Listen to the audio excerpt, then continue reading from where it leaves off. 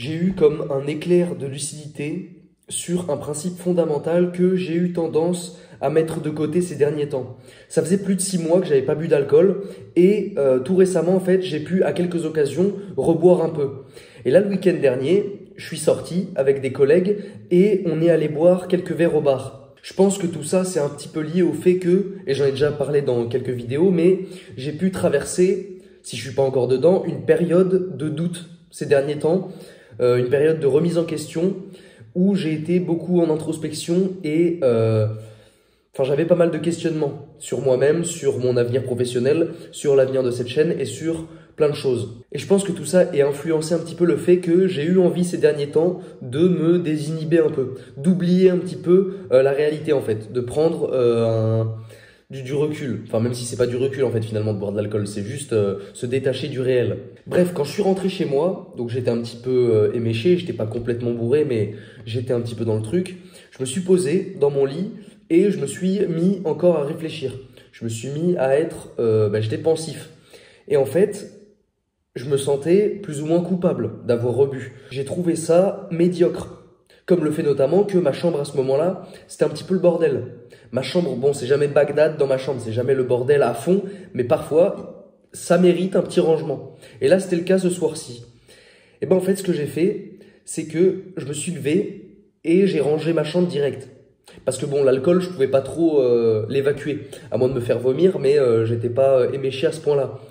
Mais je me suis dit, je vais ranger ma chambre, comme ça, au moins, ce sera une bonne chose de faite. Tout ça pour dire, le principe dont je voulais vous parler aujourd'hui, c'est le fait de dire non à la médiocrité. Quelque chose de médiocre, c'est quelque chose de moyen, voire quelque chose en dessous de la moyenne. Donc dire non à la médiocrité, ça veut dire refuser d'être moyen, refuser d'être en dessous de la moyenne. Et avant de développer un peu plus, je tenais à faire une précision. Chacun a sa propre vision de la médiocrité, de ce qu'est médiocre. Il y a des gens, pour eux, le fait d'avoir une chambre un petit peu en bazar, ce sera pas médiocre. Ben pour moi, ça l'est. Bref, si tu veux devenir la meilleure version de toi-même, en fait, c'est primordial de refuser la médiocrité. Parce que quand tu refuses la médiocrité, tu vas passer à l'action. Moi, quand j'ai fait le topo, en gros, quand j'étais dans ma chambre, quand je suis rentré, je me suis dit, ok, c'est le bordel. Je suis passé à l'action. Je me suis mis un objectif, celui de ranger ma chambre, comme dans un jeu vidéo en fait, comme dans ma vidéo sur les jeux vidéo. J'ai eu un point sur la map situé au niveau de ma chambre avec une mission ranger. En fait, j'ai cliqué dessus, j'ai accompli la mission et j'ai pris en XP, tu vois. Et c'est ça en fait. Tu vas passer à l'action, tu vas te mettre des objectifs et tu vas les atteindre. Et ça, forcément, ça va te faire progresser. Et ce qui est bien avec ce principe, c'est que tu peux l'intégrer à tous les aspects de ta vie en fait. Ce principe-là, il ne te fera jamais défaut. Tu vas jamais regretter d'avoir combattu la médiocrité dans ta vie. Après, il faut se poser sincèrement la question, est-ce que dans ma vie, il y a des choses que je considère comme médiocres? Est-ce que le matin quand tu te lèves, selon moi, c'est médiocre si le matin quand tu te lèves, la première chose que tu fais, c'est que tu vas sur TikTok et tu scrolles. C'est médiocre.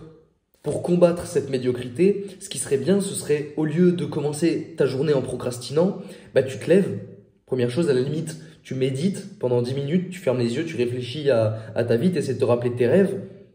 Ensuite, tu te lèves, tu vas faire ta toilette. Et une fois que ça c'est fait, je sais pas, tu vas te balader 10-15 minutes dehors, tu prends le soleil. Là, déjà, c'est mieux. Et là, c'est pas médiocre. Là, c'est respectable. Il y a très peu de gens qui commencent leur journée en faisant ça, en faisant quelque chose de productif.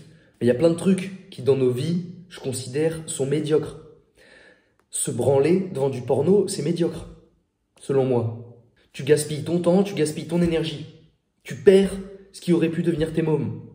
Tu perds ton essence masculine. Tu perds le chromosome Y qui fait que tu es un homme. Tu perds ta testostérone. C'est complètement médiocre. C'est médiocre si tous les week-ends, tu sors avec tes potes pour te bourrer la gueule.